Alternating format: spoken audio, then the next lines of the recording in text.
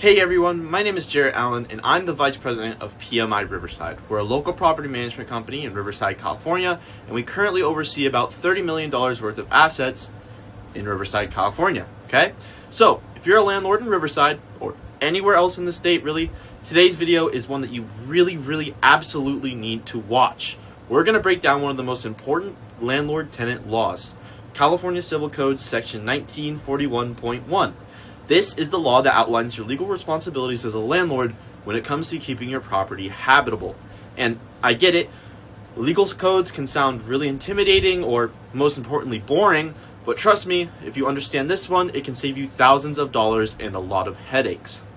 So, what exactly is California Civil Code Section 1941.1? At its core, it's a law that sets the minimum habitability. That's a bad one, huh? The minimum habitability standards for rental properties. So if you're renting out a home or apartment, your property has to meet certain basic conditions. That would be things like plumbing, hot and cold water, a functioning heating system, or even a roof that doesn't leak, okay? If a unit is missing any of these essentials, the law considers it legally uninhabitable, and you, as the landlord, can be held liable. Now, the purpose of this law is to protect tenants from being stuck in unsafe or unhealthy housing conditions, especially when those conditions are caused by poor property management. While those cases may be extreme and rare, the law still puts a lot of power in the hands of tenants and a lot of responsibility on you as the landlord. So, it's important to understand what's in this law, what your obligations are, and how to protect yourself. Okay? Okay, awesome. Because let's be honest, nobody wants those serious legal consequences that you're going to get, the $1,000 in fines. Nobody wants that, right? So let's go a little deeper. The actual civil code spells out specific conditions that must be met for a property to be considered habitable.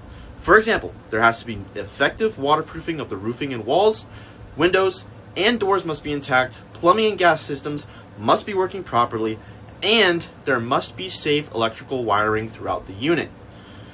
Whew, that's a lot. Okay, we're going to keep going though. You also need to provide an adequate water supply with both hot and cold running water.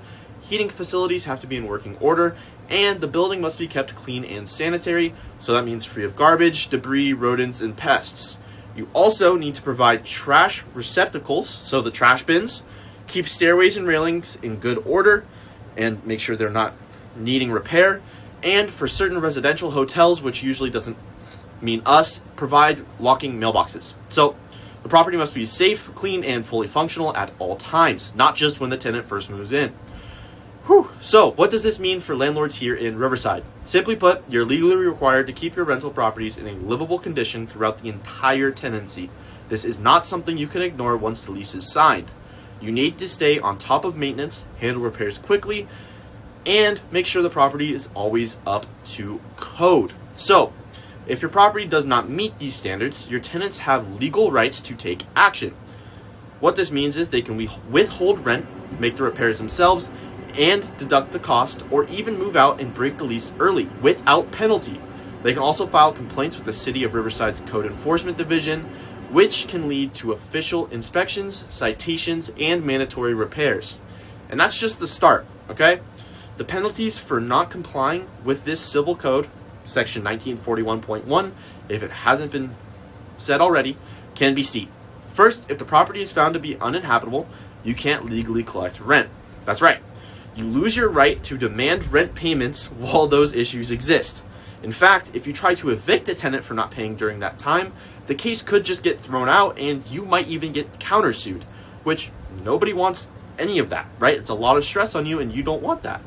Tenants can also take you to court for damages. That includes compensation for the time that they lived in the uninhabitable conditions, plus statutory penalties that can range anywhere from $100 to $5,000. And if they win, you could be on the hook for their attorney fees too.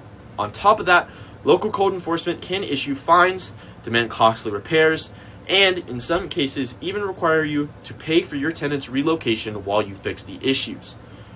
Again, this all sucks, okay? So in extreme cases, like when someone gets hurt due to unsafe conditions, landlords have even faced criminal charges. Again, this is not something you want to take lightly, all right? So, how do you avoid all of this? Well, first off, it starts with being proactive, okay? Before a new tenant moves in, you always do a move-in inspection means inspect everything, okay? Plumbing, heat, electrical, roof, make sure everything is in working order. Take photos and document the condition of the property. Once the tenant moves in, then you stay responsive to their repair requests, okay? Under California law, you're expected to fix habitability issues within a reasonable time. While the law doesn't give that exact time frame, any major delay, especially with things like heat or water, can land you in hot water. Like that one? I thought that one was good. Communicate with your tenants, keep everything in writing, and follow up until the job is done. All right? You don't want the tenant's AC to go out in the summer. Come on. That would suck. It's 114 damn degrees outside. Also, set up a routine maintenance schedule. Check your smoke detectors, appliances, stairways, railings, and pest control regularly. Preventative maintenance not only helps you stay compliant, but it also protects the value of your investment. Lastly, let's make sure that you understand those local rules too.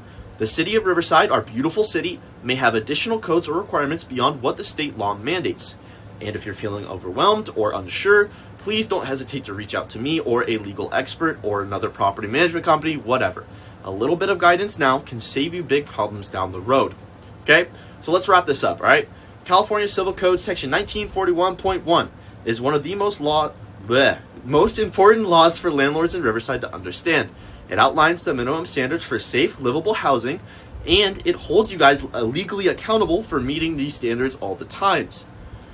Whew. This is hard because I have a runny nose right now, so I just gotta breathe through my mouth and just get it all out. Anyways, if you ignore this law, you could face withholding rent and honestly a lot of penalties, okay? So take it seriously, stay on top of maintenance, and respond to tenants quickly. You can protect your property, your income, and your reputation that way, and let's be honest, nobody wants to get sued, okay? So if you found this video helpful, hit that like button and subscribe for more tips on how to be a smart and compliant landlord in Riverside. And if you have any questions about habitability, or if you want help managing your rental property, you're more than welcome to reach out to us. We're happy to help. Thank you for watching, and we'll see you in the next one. Peace.